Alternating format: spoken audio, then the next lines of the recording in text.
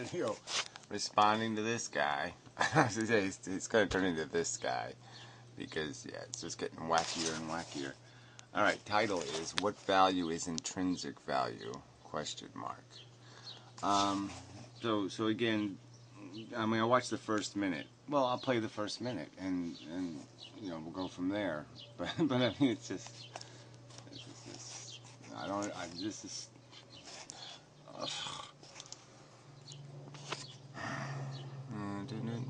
Well, sorry. Okay, a quick response to your video, Jay, called Sentient Creatures Have Intrinsic Value. I'll try and make this quick because I'm in the middle of doing some marking work.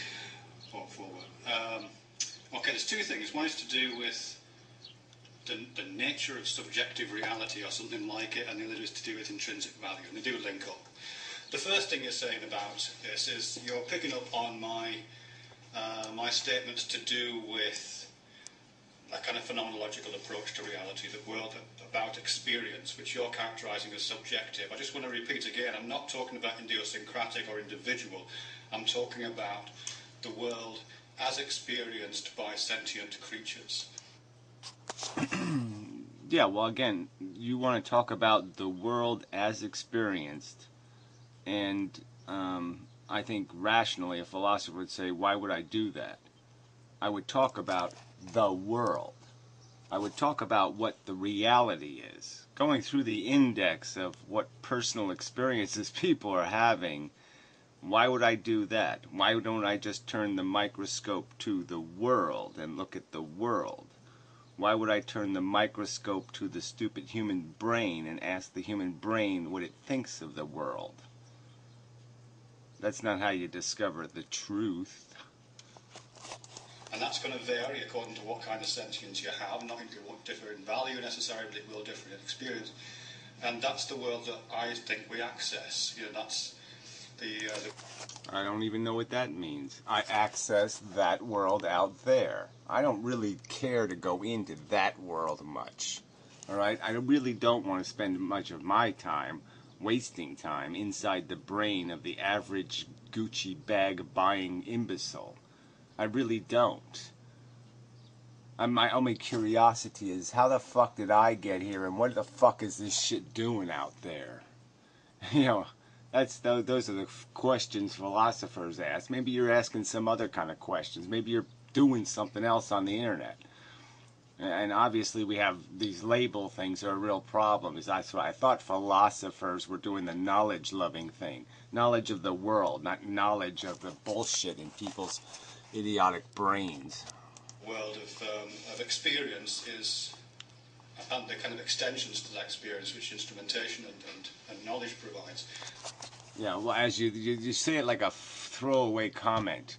You know, the little augmentations that facts provide. The augmentation to our perception that, yes, science provides. Understanding we make a telescope, we make a microscope, we look inside the thing, we figure out that it's a DNA molecule, it's not a magic cell. Things aren't alive because they have ether in them, they're alive because they have hearts that don't think or feel, hearts that pump blood. Yeah, but that's the that's just the little stuff, that's just the little bonusy part. The real important part was the experiential fucking nonsense. Yeah, sorry. No sale, that's not philosophy. That's goddamn goology. But yeah, I do think that. And your claims that there is a kind of mind-independent reality, where you say reality exists independently of my consciousness. I mean, the name for that is metaphysical realism. And you might want to look at that, because I doubt if you'd want to allow yourself to that, you might. But it is ultimately metaphysical claims. But Oh, I'm sorry. Says you. Okay, these titles are just such bullshit anyway. Okay, you might want to look up the word idiot, because I think you're an idiot. And this proves it, right? According to, this is the Stanford bullshit thingy. According to metaphysical realism, the world is as it is independently of how humans take it to be. That's right. So if human beings all died tomorrow, okay, the world would be exactly the same, except the humans wouldn't be here. Okay, so yeah, whatever ate their shit wouldn't be around anymore. But other than that, the world would be the same shitty, dumpy, idiotic place that it is. The universe would still function, all the other animals would still be fucking, everything else would be going on pretty much just as it was. So who the fuck, this is just bullshit. Our perception does not make the reality. I don't have little rays of, little beams of super radiation flying out of my eyeballs that make the world my way. I don't control it, I don't make it, I don't do a damn thing, I interact with it. It acts on me, I mildly interact on it, period. It is what it is. I am what I am. It's all made out of matter and energy. There's nothing else. Your perception is just something added. It's just a representation of the universe. The universe exists out there. What's in your head is just another representation of it, just a model of it, just a little model of it. Jeez. Yeah, I don't know, Jay would have a real problem with that. I think they call it common sense, too. I think that's actually in the definition. Yeah, people who believe in common sense. Very close to being supernatural claims. Because it demands faith in the existence of a reality which is outside of any and all engagement. Oh, engagement. Oh, man, you people really are full of yourselves. You're all the special super aliens. You know, you take in the spice, right? Is that it? You snort spice and the universe gets created and then everybody gets to live in it because you snorted the spice? Well, what the fuck is this shit? I mean, how grandiose and preposterous can your egos be? You don't think the universe exists without you in it. Fuck. Substantially the same. I mean, man, I don't see your name written anywhere. I mean, it seems if you're creating the universe, you would have at least the, you'd probably sign the painting. Yeah, it seems you would. No instrument, whatever reality is, the universe, the objective, depersonalized, mind-independent universe that you're referring to, is by nature, by definition, outside of any possibility of contact. You just have to have. That's a word game. I mean, you're just playing a word game now. You're taking something to a preposterous absolute, like we'd have to know every detail of the universe or something. So therefore, the truth would be inaccessible because we couldn't know everything. But you can't put everything inside of a mind or some other kind of crap like that. And this is just word games you're playing here. We can observe the universe, observe the principles, metaphorize them, put them into a shorthand, make a small model, a simple model. Okay? I mean, it's not that complicated because the universe is dumb. All right? It's really easy to make a model of dumb.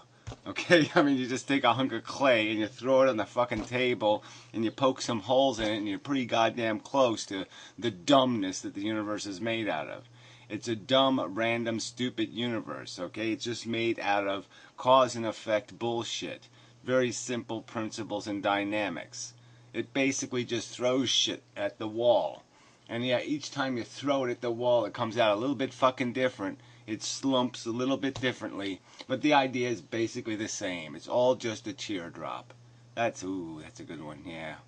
It's all just a fucking teardrop. Faith in it. So that's problematic for all kinds of reasons. It's problematic philosophically because, as I say, it requires a huge act of faith. I know it's intuitive. That's the thing.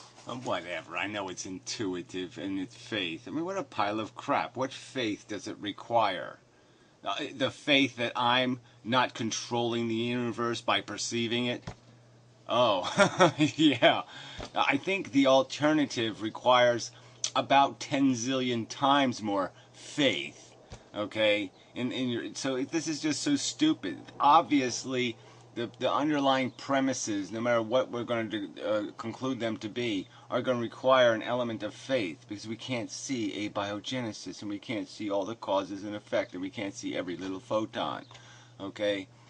But there's no theoretical disconnect between determinism, material universe, energy movement, and understanding that our brain is creating a mental image. Just like there's no cognitive dissonance created by thinking about a DNA molecule and thinking about chemicals going down the process of the DNA molecule, just reading down the process and creating different chemistry and causing different cells to be created and different hormones to be injected and different things to take place in a procedural event that ends up constructing a new living entity.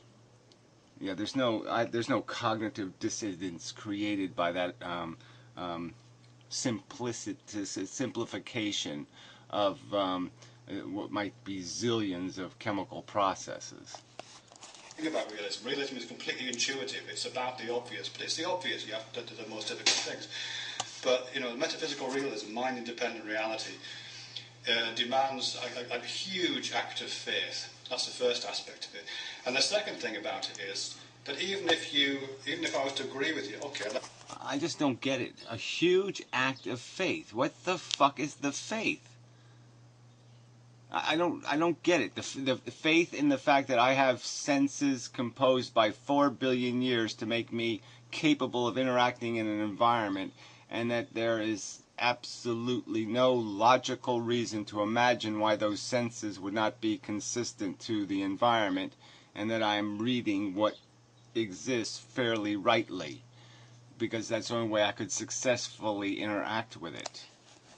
Shit. Let's pretend that the universe exists. Let's make that act of faith together. I don't have a problem with that. Let's make that act of faith together that the universe exists independently of any and all minds, human or other. It would, yes, exist independent of the only minds we know of are on planet Earth. If an asteroid blows planet Earth to bits, the universe will continue to exist. That's the theory. I don't see in there where it requires a huge amount of faith. Huge amount of faith compared to the other bullshit that people are believing. This one requires a huge amount of faith.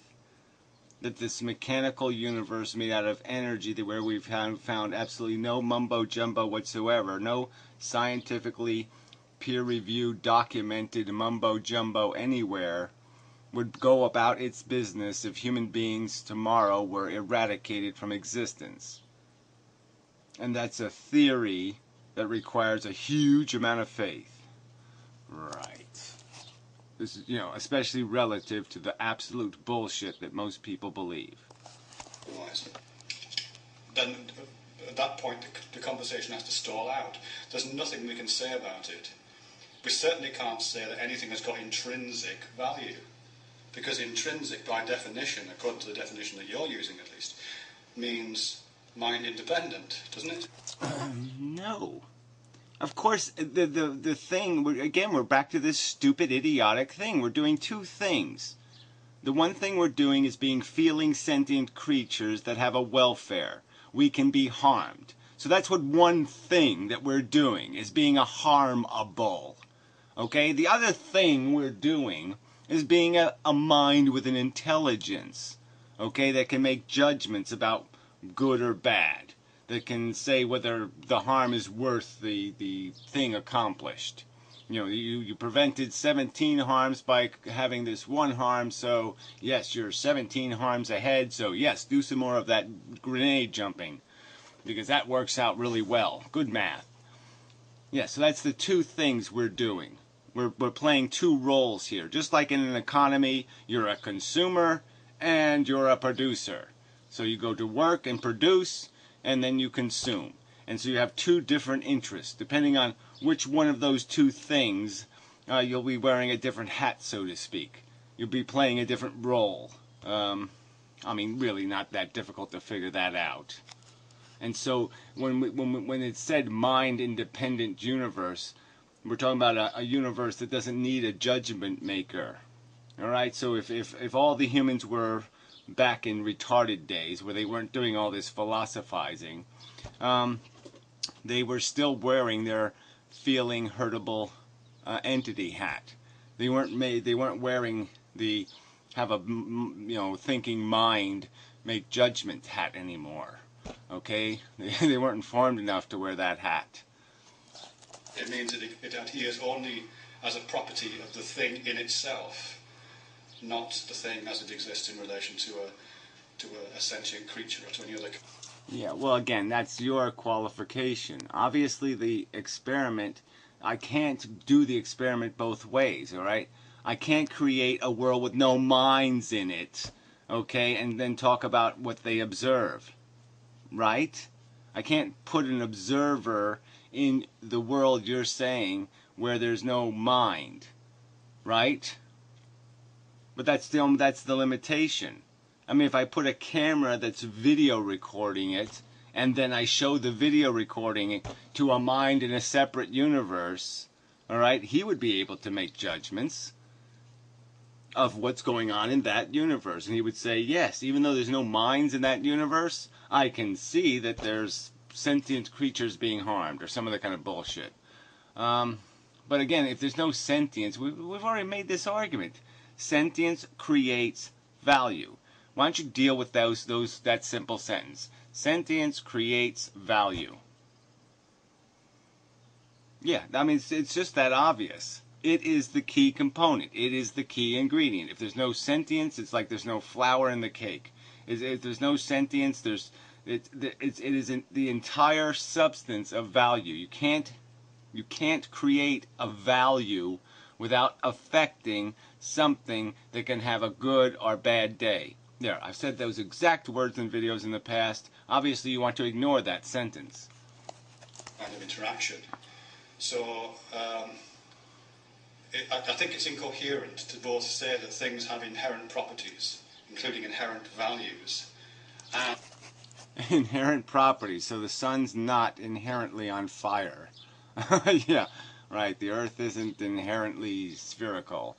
I mean, whatever. We can make no declarations about reality. That's stupid. Yeah, go look up stupid, because you fit in that category too. and say that you can access these things that exist in a mind-independent universe. They don't go together, those two things. Well, again, Let's go on to this intrinsic. Again, so mind independent means insect. Insects have minds, right? So let's say insects are feeling things. Well, let me find some other. Let's go a little higher on the scale. Mud skipper. Okay, I think you would concede that mud skippers feel. Do mud skippers have a mind? Are they mind independent? So if I have a world with mud skippers in it, and the mud skippers are eating each other, which they do now and then, and they're causing each other harm, pain, suffering, all that pain, suffering, harm would still go on, even though there's no minds in the universe. That's the bold, faith-driven concept that I and Jay seem to think should be apparent sense. I mean, it's just in your face, right there in front of you. There's just no rational alternative theory. Value. Just to close on that bit, though, actually, because at times, because you keep coming back to this subjective thing, you're painting me very close to solipsism, and I'm not a solipsist. I'm not an idealist. I don't think that everything is just a figment of my imagination. I really don't. Well, Everything. Anything? Do you think anything is something other? Well, there's no point in going there. You're the one painting. You're the one telling us go look up your fucking web pages of your stupid words that you decided we are. The category you put us in with our agenda. Yeah, fuck you. I think you and I are very close together in terms of what kind of sensorium we occupy, and every sentient creature has very, very similar central nervous systems. You know what I mean? I know what it feels like to stick a pin in a rabbit because I've stuck pins in myself. So, it's not rocket science. That we don't need a kind of metaphysical realist vision of the universe in order to recognize any of the things that we talk about and to share thoughts and beliefs. Well, you do to understand the world, in my opinion. I mean, if you're going to say the world turns off when your mind turns off, well, that's a substantial change in the dynamic of the game. If you're going to say that somehow the suffering doesn't intrinsically exist in the rabbit, it only exists when you see it in the rabbit, when you identify the rabbit as having suffering, Well, that's a significant breaking of the reality. So that, and you could say, hey, me and Jay, we agree, and we agree, and we agree. Well, you don't agree about the most important fact in the universe, which is the suffering is in the thing, it isn't in you. The value is in the thing, it isn't in you. The thing creates the value. You discover that it's creating value. You discover that it's manifesting value, but you don't decide that it has value or it doesn't have value. It has it whether you like it or not. There's some feelings about those things. But an appeal to a metaphysical reality I don't think holds water. And quite frankly, it'll stop. Appeal to a metaphysical reality. Again, appeal to the fact that the universe will do what it does without human fucking beings in this universe. I find this preposterous that this is somehow an appeal to something strange, bizarre, outside the limits of possibility. It's the only non-challengeable version of the truth on this subject. There is no other theory that you can poke fewer holes in than the theory that we aren't projectors making the universe. Okay, the universe is projecting onto us. It's creating the models in us. It's fucking us. We're not fucking it. Well, really, really quickly in terms of being able to argue the points that I think you want to argue. Okay, so let's get on to value in that case. I mean, it relates because, as I say, intrinsic values don't work in terms of a metaphysical realist understanding of the world because you can't access them. Well, I'm sorry. You can access knowledge of them. It's just stupid. I mean, again, you're the one making this qualification, okay, that the judger, the thinker, has to be connected to the feeler. And by biology, that's the way it works out. But we do have sentient creatures that aren't doing much thinking. They're doing a lot of feeling and no thinking. So we can keep them in the universe and still call it mind independent, correct? But value itself, what does that mean to say that value is intrinsic? I mean, first thing is, show me. I'm trying to find a quote. You're saying value is built in, which is another metaphysical claim. Intrinsic value and all this kind of stuff. Show me where the value is. All right, I'll show it to you. Let's see. It's like any other manifestation or property of something. All right? Now, you've said it in your own words, so I can just show you quotes, your own fucking quotes I could put right in front of you and say, there's the example, okay? Fred has heard it. All these other people have heard it. They've all put pins in themselves, said, I feel that. The other animals would feel exactly the same. It's a given, okay? We don't need to argue that. That's just an unassailable, faith-driven fact, okay? But it's unassailable. You can't argue differently, rationally, in my opinion. We, through that experience, through consciously experiencing sentience, we understand that there's this capacity to be harmed. We came up with a word called harm to describe it. Pain, suffering, nastiness, unpleasantness. We have a whole category of words used to describe this negative thing. It's always in a negative category. All those words are in the negative category, and negative is another one of those basic premise concepts, like bad.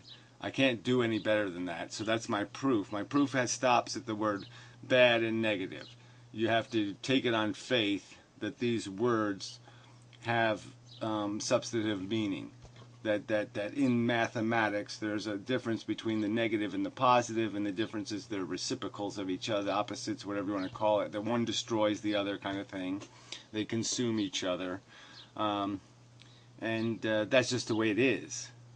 I mean, I can't mathematically prove the difference between positive and negative. It's just part of how the system's built. Intrinsically, not in terms of any kind of measurement that you or I might make, that sentient creatures might make. Show me the value in the creature itself. You won't be able to do that because value isn't like that, is it? Yeah, well, again, the fact that it's it's a conceptual truth. Okay, it's a truth overlying. I've used the word. It's in another dimension, the value dimension. You can put it there if you want to. It's not a material thing. All right, it's made out of a process, magnetism. Let's say magnetism exists in the universe. All right, you can see its effects. You can't demonstrate its existence by anything other than its effects, and it would be invisible to other parts of the universe, inaccessible to other parts of the universe. All right, so the phenomenon of value created by sentience, the fact that the sentience does create the value by manifesting the thing called a feeling, and the feeling is where do you put it? Is a feeling, how to word this? I mean, can it? It's not material, right? It's a manifestation of a material arrangement. So like gravity or like magnetism, it's a manifestation. It's not a thing in and of itself. Nah, whatever. I mean, I can't do any better than that. But I don't think I should have to do any better than that. We personally experience. This isn't like God, or God theory. This isn't like some other thing you take on faith, like the engineer planned the bridge properly and the weight dynamics are correct and all that kind of stuff. And this is the kind of thing where you personally experience it. The evidence is right, not only in your face, it's all the way into your testicles. I mean, the evidence is in your entire self is full of it. There's just no point in having an argument about what I know to be true beyond all possible contention. Value is something that's conferred, and it's conferred only by sentient creatures. That's the unique property that the sentient creatures have. We confer value on things. Well, again, it's not conferred. I'm sorry. I manifest it. I create it. I don't need you to confer it. I don't need a frog to confer it. I don't need anything in this fucking universe to confer it on me. I create it. Inside of me. Inside of me is the mechanism. It creates a sentient experience. There. Value now exists in the universe if I exist. If this sentience thing exists. I don't get to say whether you feel or you don't feel. I don't get to say whether... I might get to say whether you feel or don't feel. I mean, I can recognize when you're asleep and not awake. But, I mean, I don't get to declare... I can't avoid. If you have the syndrome of sentience, it's there. It doesn't. I don't have any authority over it. I don't have any right to undo it with a thought. My thought will not change your reality. We confer value on experiences that we have. We confer value on ourselves, and because of the strange evolutionary journey we've taken, we're able to confer value on other things. Well, whatever. Like I said, you think we're not describing the reality. You think we're conferring a reality. It's that simple, right? You think we're projecting it. We're creating the reality. The reality isn't in the thing itself. We're not attempting to describe the reality. We're imposing it. We think it, therefore it is. That's your philosophy. We think it, therefore it is. Well, I say bullshit to that. Including, and I think this is where we completely agree, conferring value on sentient life and saying this has a particular property, this cockroach, this rat has value, which this piece of paper and this... Well, you just said it has a particular property. So there. This conversation should be over. It has a particular property. The property isn't that you conferred something. The property, as you just pointed out, exists in it. It has the property. So again, you're you're contradicting yourself. Rock don't have. But that's not something that is intrinsic, because, as I say, show me inside. Its property. I'll show you the property of its sentience. It has all of the evidentiary, whatever you call those things, qualifications for description as a sentient. And we've said sentience equals value producing, value manifesting. Inside the rock, show me inside the rock where this intrinsic value is. It's not intrinsic, it's conferred. Well, again, no one says a rock has the intrinsic value. It's not inferred. It's discovered. It's recognized. Discovered and recognized. Well, I guess I'll just, it's like we'll have to take every one of these words and just go through each one of these words over and over and over, just so it can be understood. That we are attempting to discover reality. We're not making reality. We're discovering reality. We reveal the layers of history and function and attempt, and even size. The limit. The inaccessibilities created by size differentials. We eliminate those. We break those down so we can reveal the truth. And discover it, realize it, look at it, not confer it, not project it. But from the outside, from sentience, and that's a good thing. Because we can do that. And a lot of the arguments about, all this stuff that we argue about really, is about where value should be allocated, and who should have the power to allocate value. Yeah, well, whatever. Anyone who gets it right should have the power, realistically. Anybody who can do the math properly. But yeah, this idea that you're allocating, that you're disposing it, that you're conferring it, that you walk around conferring official status, and then something doesn't have that status before you showed up and gave it a certificate of consciousness. I don't need your certificate of consciousness. I don't need your certificate of I feel I matter, my welfare matters. I don't need any human being to write it down on a piece of paper and acknowledge it. Okay? It exists. It's a fucking fact. And if you don't think so, you are an idiot. Go to the idiot page on Wikipedia. There's probably a whole page on what an idiot is, and that's what you are. Say that this is valuable and this isn't, and you and I think, are in agreement that one of the things that we, as sentient creatures, and by implication as valuers, can do, is apply value, confer value on other sentient creatures. Well, again, confer. They don't need your conference. They'd rather you just leave them the fuck alone, I bet. Because your conference is going to be insulting and degrading. You're probably going to just enslave them. So fuck you. You're certainly going to underappreciate their lot, I suspect. So fuck you and your conference. Fuck you and this whole idiotic notion that again, I think, therefore it is. Fuck that arrogance. I mean, it's just so fucking... The human arrogance in this is just preposterous. The universe doesn't need you to function. It will be what it will be, and the sentience in it will be what they will be. And again, mind... If mind is going to be the same thing, if thinking is going to be feeling, and mind is going to be the same thing as sentience, then this is going nowhere. This is you've broken all the vocabulary words and made no distinctions. A judgment, a calculation of something's properties, a definition of something, is not the same as this feeling. It's just not. It's the least we can do. Yeah? We also confer value on inanimate objects and all that kind of stuff. But primary amongst our... We don't confer value on inanimate objects for no reason, though.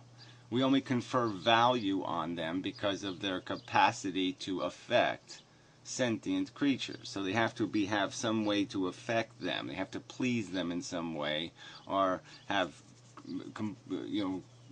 attach themselves to them in some way. But it's only through attachment to a sentient that they get to extend and become valuable. But, again, they have no value intrinsically. The intrinsic value is created by the sentient. Value judgmental processes is conferring value on other sentient creatures.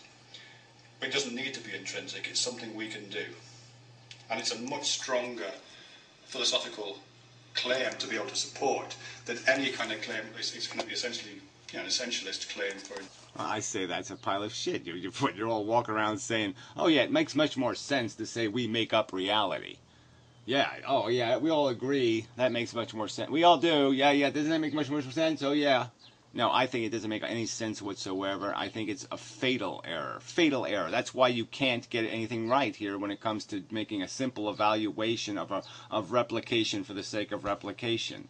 Replication for the sake of replication. You can't seem to opine on the subject of replication for the sake of replication and whether or not that's likely to produce anything reasonable, useful, purposeful. Yeah, sorry. You just use a fatal error. That's all that can be said. Fatal error. Okay? I think, therefore, it is. Yeah, fatal error. You got it backwards. Intrinsic value. Because, you can dissect frogs from now until the end of time and you'll never find value in there. But, you can just ask me or ask yourself, is this frog valuable? And there's the evidence right there. Yeah, and the only way I know it, okay, is because of category matches. The frog has category matches. Alright, I don't know it because I rubbed the frog on my goddamn brain.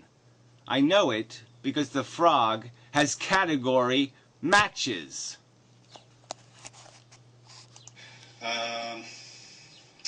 Okay, that's it really. So just to repeat these two things. Firstly, have a look at metaphysical realism. If you do adhere to that as an idea, I'm happy to have a conversation about that. I don't think you would, because it requires huge acts of faith and doesn't help the philosophical. What a crock of shit. I can't, I'll bet like $1 zillion that Jay doesn't have any problem whatsoever with metaphysical realism except for the fucking title. I don't know what this metaphysical shit, you might as well call it faggoty pants. I have no association with this word metaphysical. This is bullshit terminology. There's reality, so just call it that, realism. Yeah, I'm a realist. That's right. I believe the material universe is made out of energy. That's right. And I believe that I'm just an eddy in a stream, a kind of thing. Okay, and all the crap inside of me is just a manifestation of physics and chemistry. All right, and it has done this really interesting thing called creating a feeling. Okay, and yeah, I can't put a feeling in a bottle. I can't dissect a feeling. I can't put it on the laboratory table and poke at it. Like, okay, just like magnetism, I can just see the symptom of it, sort of, so to speak. But I have direct evidence. Yes, I feel, so I know what one is, and I know why I feel. I feel because I have all these fucking neurons in my head, and so I know when there's neurons and other things, and I know when they're doing exactly the same thing I would do when I'm poking and prodding them, that, damn it, they must be doing this feeling thing too. That's common sense. No, it's not. No, that's just a rational progression of theory. It's as solid can be.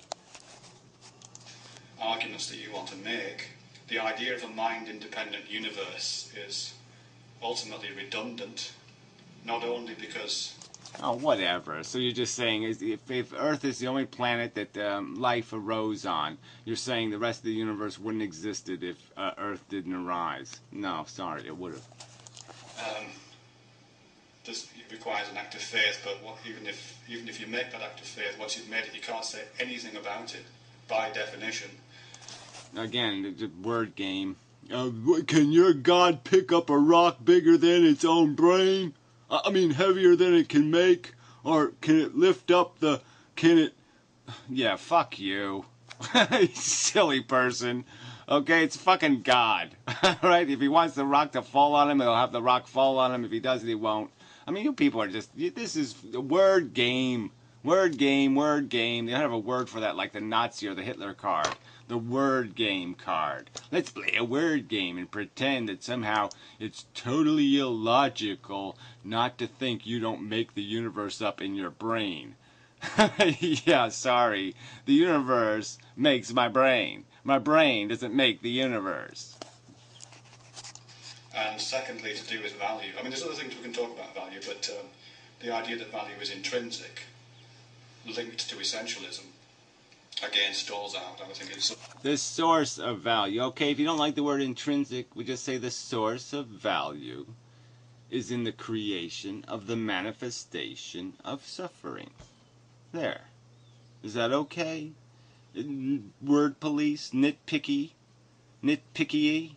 You want to look up nitpickyism? You're a nitpickyist. Go look up nitpickyism. There's probably a Wikipedia page. You're a nitpickyist. Something that we can agree on, I would hope, as something that is conferred correctly and wisely, in my opinion, by... Correctly conferred. There's just no point. Conferred. Conferred. It is what it is. Okay, you recognize it or you don't recognize it. You accurately recognize it or you don't accurately represent it. Represent. You either accurately represent it or you inaccurately represent it inside your consciousness. That's all. Accurate, inaccurate. Sentient creatures like ourselves. Yeah, well, whatever. Sorry. I don't even want to be. I don't want to be in any category with you people. I really don't. You make up the universes. You people pretending that we're doing something, and that's all you're doing. You're pretending we're doing something. Okay, you got to make it into something, and the something we're definitely not doing is being controlled by the universe. We're controlling it because we're conferring on it.